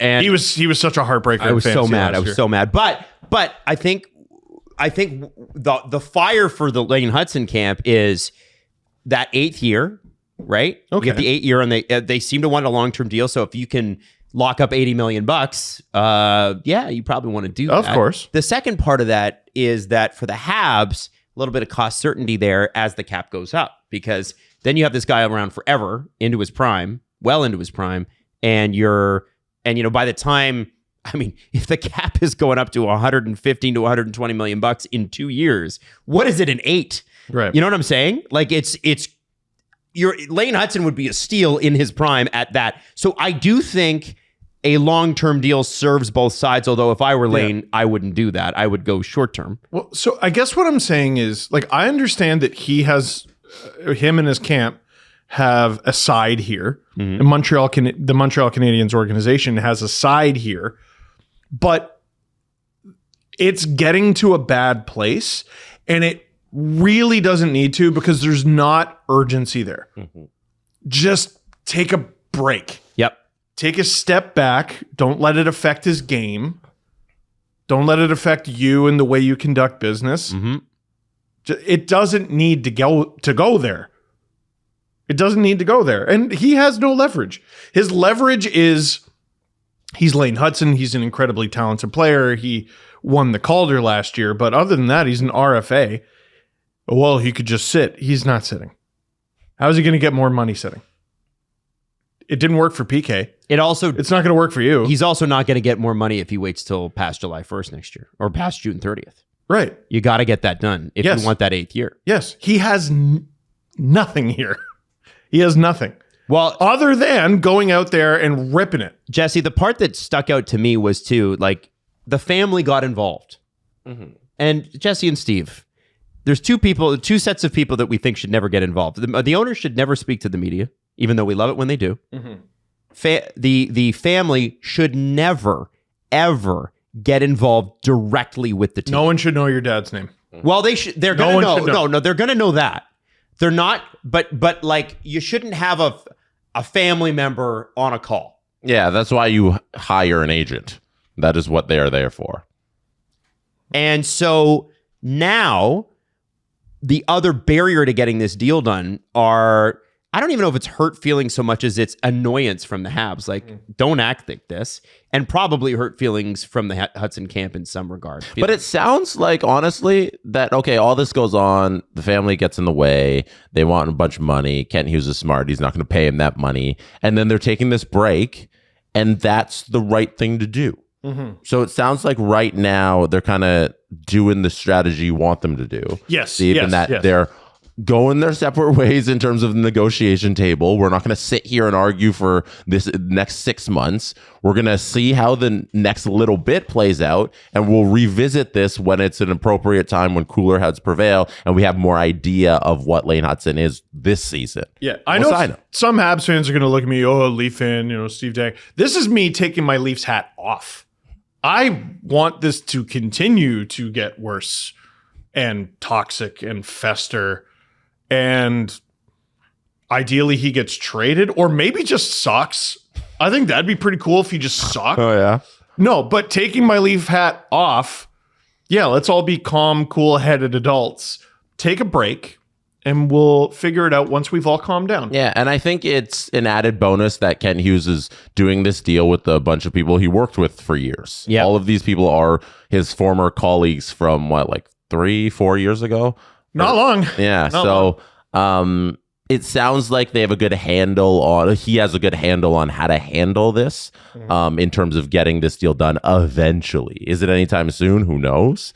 But it sounds like you break away here. You're not in the position where you get to decide, I want a deal before opening day. Like Jack Eichel, like Kyle Connor, like Connor McDavid, all of those guys who signed recently in those deals. Lane Hutson, you don't have that leverage here. And in fact, you have no leverage at all in this deal. You can't be offer sheeted. We have control of you for the next 6 years Can't of your even life. be offer sheeted. Hey, and we also have a 25-year-old right shot defenseman who just signed an 8-year extension. So if you do want to sit next year, we'll be okay. We've set precedents with your position on our team. We know what our internal cap is in terms of what we want to play players in your position. You played one season. There's no leverage here for him to get a deal done. They can't bully Kent Hughes and the Canadians to get this deal done. So Kent Hughes is going to walk away. We're going to come back when you understand that you're not in a position to do anything here, and we'll get a deal done eventually. Or enjoy the Pittsburgh Penguins. Yeah. Crosby for Hutson. Hutson to Brazeau scores. The Penguins have won the Stanley Cup. Man, they could defeating the Leafs in 6. They can teach next Erik Karlsson how to be Erik Karlsson. I know they're both in the same conference. Shut up. This is screaming shorter term, though. I right? think so. From you guys? I believe that. But to me, if you are actually trying to max out the dollars you make in your career, then sign a shorter term deal. Do 4. Do 4. Do 4 at 8.5, 9. Habs fans will love you. You know the team's on the rise. They're going to get that second center that they need to get. And then, everything's going to be good. They got 2 good young goalies, like Montembeault Dobish, I think is a pretty good tandem. I don't know. That's great, man. It sounds like real cool-headed logic. We'll see if any of that is applied to this negotiation whatsoever. On a side note that's not related at all, I remember going out for my 16th birthday. I went to the Keg. I really wanted a steak. And my dad then went into the kitchen and hovered over the chef while he made it. And weirdly, it got burned. Yeah. Anyway, do you have anything else you want to talk about? Yeah, I do. Before we hit the press conference, which we haven't done in a couple episodes, I want to know if these Auston Matthews pants are real. I know people have seen this picture, and it's basically the Toronto Maple Leafs love to post the pregame fits that people put in. And Auston is walking in, and his knee looks like it's bent the wrong way. Now, some people think that his pants were redacted. Some people think... Some people thought it looked like they were drawn over. They looked at, yeah. And some people think it's like, well, that's just a baggy pant and you caught it in the wrong thing. But I feel like this kind of looks a little bit weird. And I want to know, did the Toronto Maple Leafs cover up Auston Matthews' pants? You're like, no. And then you zoom in and you're like, they did. Little. They 100% did. Until... Because like... you know where it is for me where I think they actually did cover them up is over the right shoe or on the shoe on your left when you're looking at the picture. Looks like they covered up a shoe. Yeah, There's no pant is cut that way. Yeah. So We're not paying Nike any. Nike's not sponsoring this. We're covering up the swooshes. Right? What did he have on his pants? So People did say maybe it was Yankees pants. I'm like, I don't think so. that was From very Arizona. funny. Is Justin down the hall? 'Cause Yeah. he has an answer. Oh, does he? Oh yeah. Hey, Justin! Like an actual, he knows what happened? He thinks he knows the answer. Justin! We need to ask you about pants. He's coming. He's coming. This is great. Because Justin Here, Maddie, can you pass him your headphones? is a man of fine taste Yes. and culture And social media. and social media So he's adept. and chronically onlineism. All right, Justin, you're there? Can we hear you? Hi. All right, Hi. all right. So Auston Matthews' pants look like they were Microsoft painted. Yeah. Were they?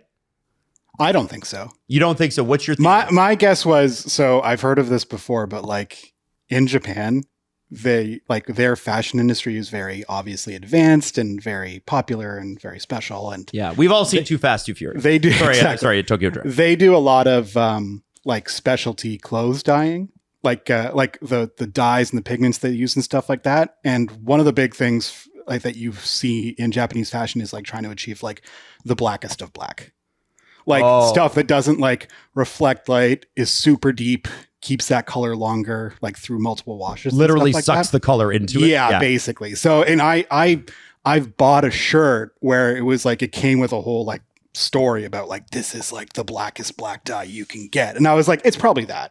That was my guess. Got it. Yeah. Interesting. Well, Adam, you He could interviewed afford pants like that. you interviewed Brad Treliving. Go to just ask for Austin's number and Yeah, I'll just do that. be like, "What's up with your pants, man?" Thanks, Oh, Justin. wait a sec.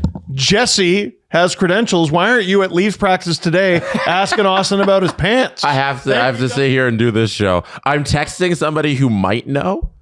I'm gonna ask them if the pants were blacked down. Hopefully, I get it. What CJ does is a waste of time. This is what being is- an insider really is. Yeah. We will get to the bottom of this. We will get to the bottom of his bottoms. That came out. I don't know. No, I like that. Yeah, we'll get Listen, to the there's bottom plenty of of his people that want to bottoms. get to the bottom of Auston Matthews' bottom. Hey, you know what I mean? But yeah, I just thought, Mike, that it's so strange because if they were baggy pants and his leg is going forward, then the pants would wrap around the knee, which is why it doesn't make sense that the knee is kind of hooked in like that. You know what I'm saying? Like, that's how deep I got with this. It looks like one of those pictures that's like drawn by a professional artist, but they let their kid finish it. You ever seen those? Or where the legs are too long and it's kind of like a, It looks AI. it does look AI, but AI from a couple years You're ago. the stupid AI. That's not what legs look like. Except it's real. I think. Unless it's not. I hope Jesse finds the answer for us before the I don't know if I'm gonna get an answer in enough time. I gotta know. I'm going to text Brad for living right now. I'm going to text him. Brad, Yeah, thanks for that's coming what on the you should network. do. Yeah. Thanks for coming on the network. Can you tell us about Austin's Yeah. pants? Hey, man. What? He's your captain. I'm not asking about Steven Lorentz's pants. All right. What is the captain of the Toronto Maple Leafs wearing? Tell me now. Toronto media, scary. I wish we could have delayed the Brad interview to get an answer on that. I know. This is the most important Leafs topic we've had in years. I know. It's a hot my dog. God. Is it a hot dog or like a hot dog, a sandwich or not? Is or the Auston blue dress? actually wearing pants? Is he wearing What pants? happened to his damn pants? I know. And that thing is like there's no readily available answers on it either. People are all asking the same question. So stupid. Is Auston wearing real pants? People are saying it gives them this vibe. Jesse, I'm going to send you a picture. No, let's The John Lennon one? We'll come back to it. Next thing. What's next? Well, that was kind of it. I was going to go to the press conference now if you wanted to. Oh. Light the Night is a uniquely Canadian experience uniting communities coast to coast in support of those impacted by blood cancers. Funds raised stay in Canada to fuel local innovation, community support, and national impact. This fall, yes, Jesse? Important thing for Light the Night. It's getting dark really early now. Yes. Well, that's helpful. Yes. I think It they is had very a helpful. good time of year. There's because- now a night too light. Yes, Yes. that's right. Listen, if you had to have Light the Night in the middle of the summer, the kids could not stay up for Light the No. Night. It'd be like 9:30. Yeah, but now it's like a 6 o'clock. Oh yeah. Light Big the deal. midnight. No. We don't want that. It's just the night. Light the 7:15. So this year, with your help, they can raise $6 million or more for blood cancer because that's what they raised last year, and they're trying to do even more this year. It's the Leukemia and Lymphoma Society of Canada's nation's leading nonprofit dedicated to raising awareness, funding life-saving research, and providing vital support to people affected by blood cancers. You can register for a team or donate at lightthenight.ca. The Presser. SDP. The Steve Dangle Press Conference. Shout out Drew Edgar on Instagram who DM'd me because this show loves a good fat guy corner. Oh, hell yeah. And David Alter is always adamant that the media meal at Little Caesars Arena is the best media meal in the entire National Hockey League. Is it because of the pizza? Yeah, you're named after a restaurant? You better be. Yes. But it's not because of the pizza at all. They have just a fantastic spread. Go check out his TikTok. He does media meals for all the NHL teams. But it appears that the Red Wings have passed that along to the fans because they have updated their menu at Little Caesars. And it looks fantastic. So, wow. The picture just got thrown up and these guys started salivating. So I'm the Vince McMahon looking at Stacy Keebler meme. Holy cow. So for the Detroit Red Wings centennial season, they have upgraded their menu. Fans can look forward to the triple double burger. Can we pull Jesse off? And Yeah. There you go. Yeah, no, you need to see this. Oh, baby. This is triple smash burgers, double cheese. How do you pronounce that? Oh, sorry. What am I looking The at? bacon word? Where is it? Nasuki? Nasuki bacon? Nesuke? I don't see it. Oh, I right don't here, know. right here. Sorry. I was looking at the description. I don't know what kind of bacon that is, but it looks fantastic. Newski. Caramelized onions and burger sauce. Look at the fucking cheese on that. Oh my god, I would. I'm here for a good time, not a long time. Newski is Applewood smoked meats. That's a brand. I love Applewood's. Oh, it's not like. Is that the kind? You said it's a brand. It is a brand. Okay. And people on Google ask, why is Newski's bacon so good? Newski works with higher quality hogs, crossbred with pie trained pigs because of the latter's excellent lean to fat ratio. The pigs can make pie? They cure their fresh slabs of bacon in brine for at least 24 hours, hang them to dry for a day or so, and then smoke them for at least another 24 hours. The crucial thing about this burger, and I hope it looks as good as the picture it does in real life, I would pay that $16, whatever they're charging. Because if I go to a restaurant and I get a triple smash burger in Toronto, that's $16 or whatever. 16, you'd be lucky. So you'd if be really Little lucky. Caesars is charging that amount for that with this high quality food, I'm paying that. Also, smash burgers are the best burgers. Yes, they are that the is best true. burgers. I don't want a thick burger. I want a smash burger. There is I 100% agree with that. no chance I'm eating this in my seat. No, you got to. That's a stand up and eat it around the table. I'm gonna eat it at a table, and I'm gonna put the table so that it's facing the wall, so you can't see the carnal, animalistic way I'm just mocking this burger. But Steve, if you're facing the wall, everybody's gonna see you shit yourself. Damn, that's a great point. Yeah, that's because that might be coming. I don't even know if Steve would notice after you eat. I wouldn't. You know what? Great point. I've never seen a person whose body like shits faster after eating than Steve's. Like that's what Jesse's reaction. Like everybody else is 24 hours. Steve's like, I just ate. I got to shit right now. Yeah. It's instant reaction, and it's you put something in your mouth and something needs to come out. Absolutely, no one needs to know this about me. And also, and his wife will back me up on this, Mrs. Dangle. It's 20 minutes in the bathroom at least. I think we're going a little too in on Steve. This might be TMI for the audience. We might have reached TMI's territory. All right, next one. Oh, now this is my shit. Extremely my shit. You might want to rephrase that. We were just talking about shit. Sorry, the ramen bowl? Okay, so let me explain this to the listening audience. Daddy. What is on the screen is a ramen bowl. Noodles soaked in rich broth, sauteed bok choy, soft-boiled egg, green onions, pickled Fresno, chili crisp, fried onions served with a choice of grilled chicken breast, pork belly, or tofu. I would take the pork belly. What do you guys pick? Chicken or tofu? No, or pork belly. Pork belly. I generally prefer chicken, but pork belly. I do generally prefer chicken as well, but pork belly and something like this would be amazing. And also, Maddie, if you're going to do it, do it. which one are you picking?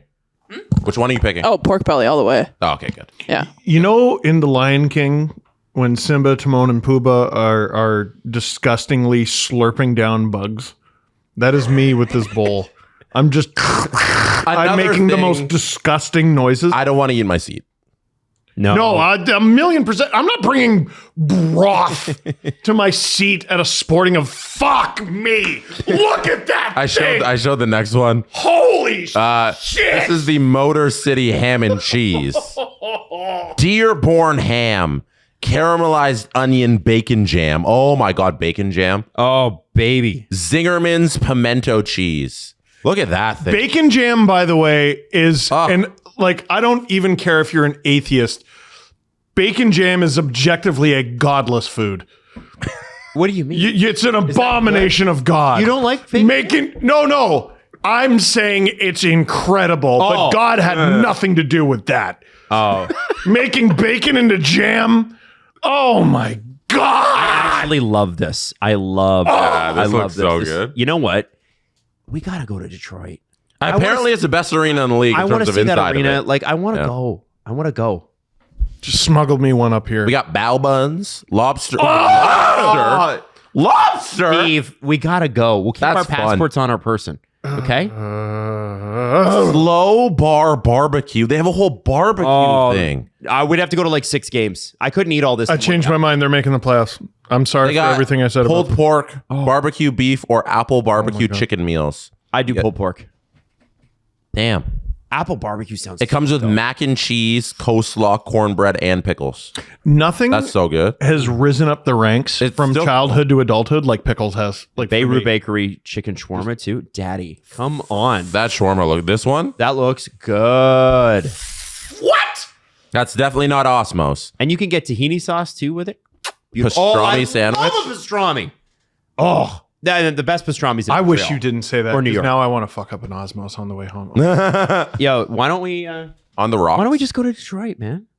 That's so much farther than Osmos. There's like one near us, I think. Matt, you can take us off there so you can see the cocktails that they got. Oh, I like Which this. cocktail are you having? Oh, it doesn't say what's in the cocktail. Origins era, Dominance era, and the Dynasty. Origins. I'm not having any of them because my stomach would turn inside out. Origins because it's orange. That's why. All right, I'll move on from the cocktails. The Dominance era one comes with a little octopus. I'd get that one for the octopus. It's very cute. Then we got gnocchi. Oh my God. What the hell? Is this a fine dining restaurant? Serving gnocchi at a hockey game? This is crazy. Blue cheese. I had a Parmesan girlfriend in chili high school flakes. who called them ganache. What? I had a girlfriend in high school who called them ganache. Your high school, what, 16? Yeah. Yeah. They should probably learn the word. Yeah. Yeah. Gnocchi. Oh, and a lobster roll. Lobster roll. Come on. Do the Bruins have lobster rolls? Because I feel like they should. They ought to. Ooh, a pineapple jalapeno margarita. I'm in. Casamigos. I'm in it. You Love me some either- Casamigos. You either have the best photographer in the league or the best food in the league. You might have both. They have the best food in the league by what I hear from people in the media. Can you Mainly David imagine? Alter. I would show up to every gate. Like, when do the gates open? Right? Yeah, this is a place where if Go you before. didn't have dinner, you can have dinner at Little Caesars. I'm not having dinner before I go to Little's. What? The moment, if it's a 7:07 start and the gates open they better be 5. I'm showing up at 5. I'm ordering a drink and a meal. Probably going to the bathroom and then ordering another drink and another meal. Then I'm going to order something to bring to my seat. I'm on 1 sandwich. What? What? 2 sandwiches. 2 beers. 3 beers. No, sandwiches. Sandwiches. Hey, by the way, just some breaking news. It's looking like we are leaning towards a Lane Hutson deal. Hilarious. According to Jonathan Bernier, not the goalie, but the reporter he's a French-Canadian reporter. TVA? I believe so. Long-term deal expected to be under or around 9.5 for Dobson if it goes to 8 years. Dobson? Under Dobson? Dobson, like Noah Dobson. Oh. So can you repeat that? I understand. So the expectation is that Hutson's deal, if it went to 8 years, would be in and around what Dobson is making, Okay. which is great. I don't understand great that deal. for Lane Hutson at all. Good for the Habs. Yeah. I guess, though, we've never been presented with $60 or $70 million. I think I might sign. If you can secure the bag, You secure the friggin' bag. maybe you should. Yeah, like people would listen. 4 years is better if you're trying to maximize your value. But what if you could have generational wealth and never worry again? If you're looking at this from Dad's perspective, there's 4 of them. Yes. Get Lane done and move on to Cole. Hollywood kid. Okay. Any other questions? Damn. I don't know if you want to hit on this. I want to know. I asked yesterday if it got in the show and didn't get in the show. Oh, sorry. Gary Bettman speaking about Connor McDavid and the negotiations. This damn thing. Sorry. So Gary was in Toronto and for opening night 1, and he did an impromptu scrum, and CJ was there, and they asked him a whole bunch of questions, and obviously they wanted him to hit on the Connor McDavid contract that was signed. Well, it would have been like a day before at the time. And Gary Bettman's opinion on the Connor McDavid contract is this. He says, first of all, it's a lot of money by any standard. And I think it's a testament to Connor's passion for the game and his commitment to Edmonton. If I were an Oilers fan, I'd be excited. And if I were his teammate, I'd be thrilled to know the team is going to have some more flexibility in terms of creating a team that's been even more, if it's possible, successful. Let's not forget, they've been to the Stanley Cup final twice in the last 2 years. I think that in the final analysis, that speaks so well as to a superstar viewing his role in the game and his personal values. Now, if you're an Oiler fan, of course you're excited. Yes. Gary Bettman makes more than what Connor McDavid makes. Now, Reportedly. You know that, right? Yeah, that was in the group chat. I did not know that. I thought his number was 8. I learned that yesterday, The too. extension, which was done a couple of years ago at the height of the Kyle Beach scandal, pays him way more than that. He's the highest paid employee in NHL history. What? Yeah. If you get, because of how long his tenure is, no one has been paid more by the National Hockey League than Gary Bettman, more than any other player ever. And if you're excluding like ownership, obviously, Yeah. employee, Gary Bettman is the highest paid player of all. Like, if you were to put Employee his of all stats time. on Puckpedia, he'd be the highest and earner. you rank it by people who've made money directly being paid by the National Hockey League, he's above every player ever. He's the highest paid employee. Guys. Isn't that crazy? You're allowed to get off the bus and show up at the game in track pants now. So, like, who's really winning? You know what I mean? No, NHL players are so good at this. They're so good at this. Listen, I don't have a problem with Connor doing it, and I think the thing is that it's 2 years, right? Yes. So if people are like, well, Eichel got 13.5 or Kaprizov. They signed for 8. I have a problem with the guy making more than the person he's speaking about. Saying it's commending Connor for leaving money on the table. Yeah, I really took I thought it was awful that he would start his answer with, first of all, it's a lot of money by any standard. He's trying to couch his statement by saying, you know what, $12.5 million is a lot of money, guys. No one has There's taken... one guy in the world that can do what Connor McDavid does. Yeah. One guy. Yeah. One guy. The reality of that $12.5 million is that he's underpaid by every respect of what he brings to the value of the Edmonton Oilers, By what millions. he brings to the value of the National Hockey League. You can argue like the $20 million max that he can make is very undervalued. He should be making like $80 million a year in terms of the value and the money being generated by the ownership.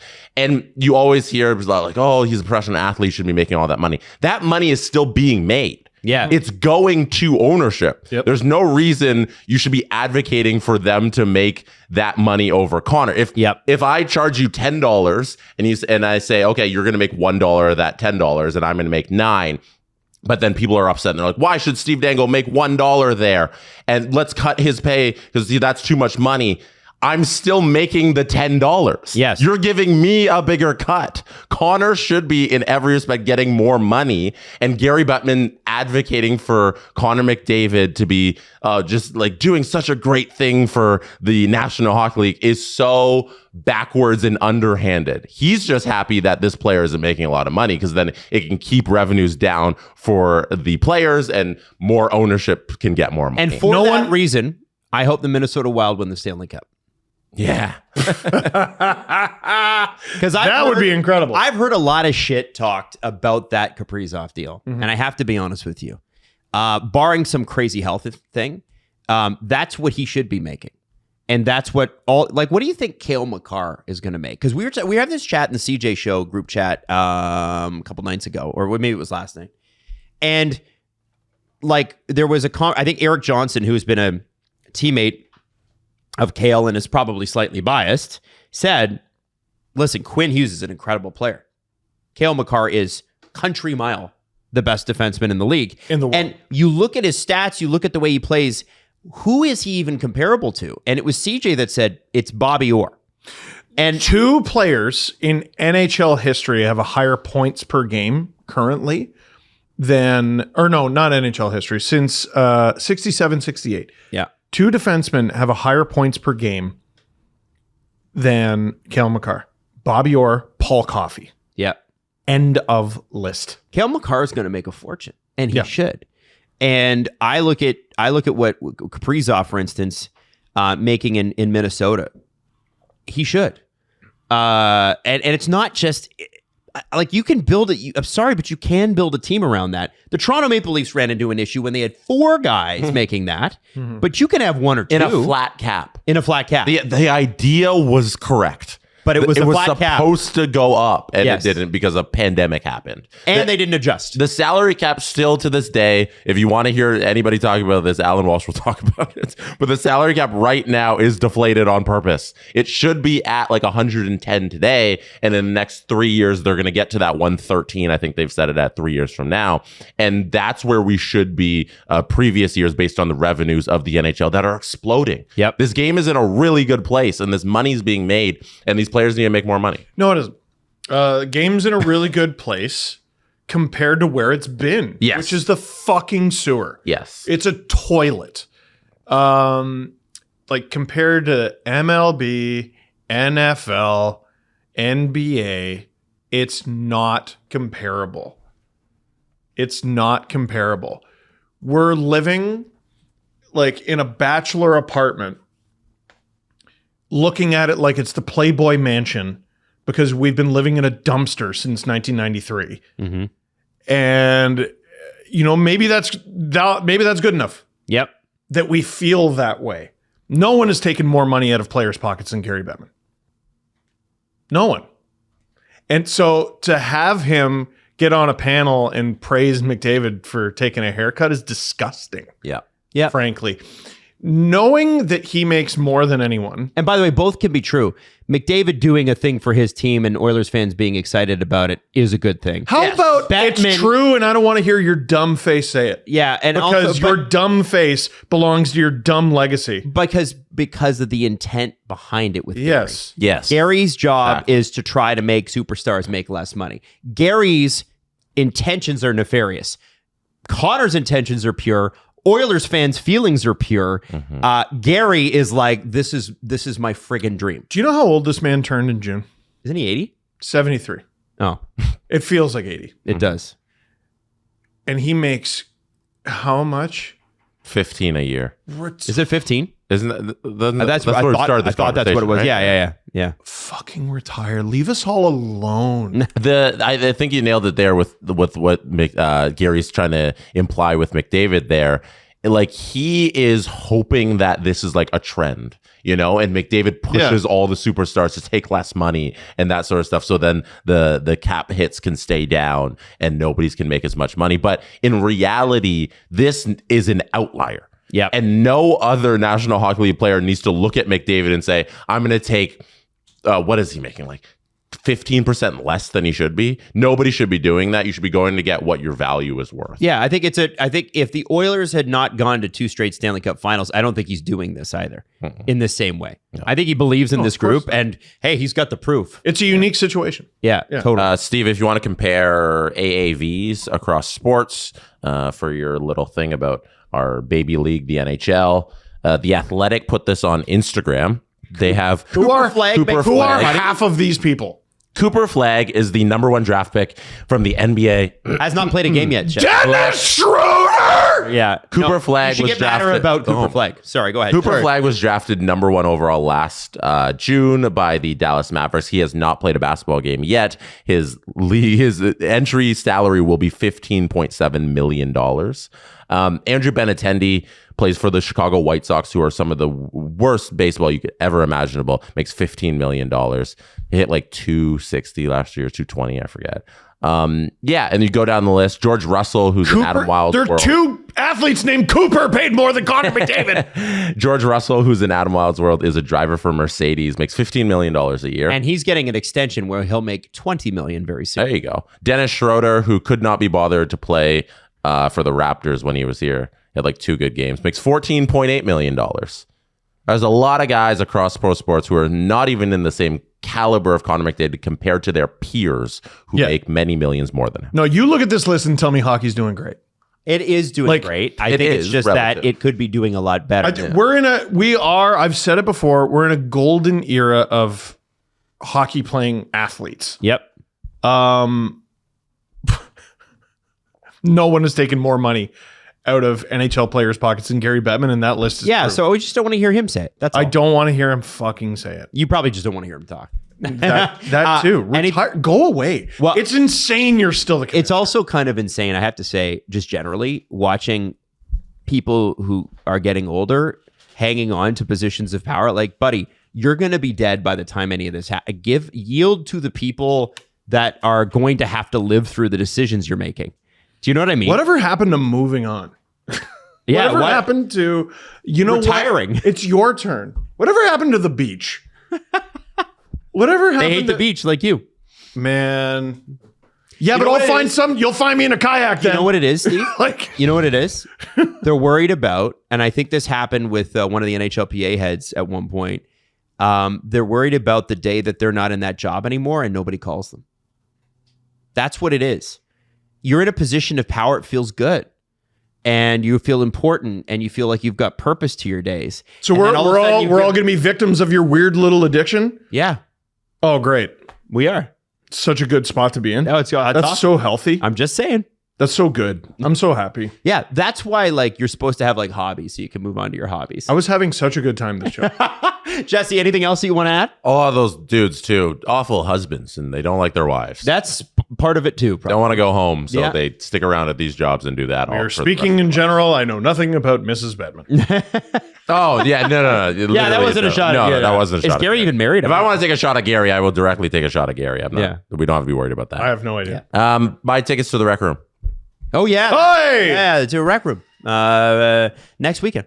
Saturday. Leafs Kraken later on too. But we're going to be there doing a live show. Really excited.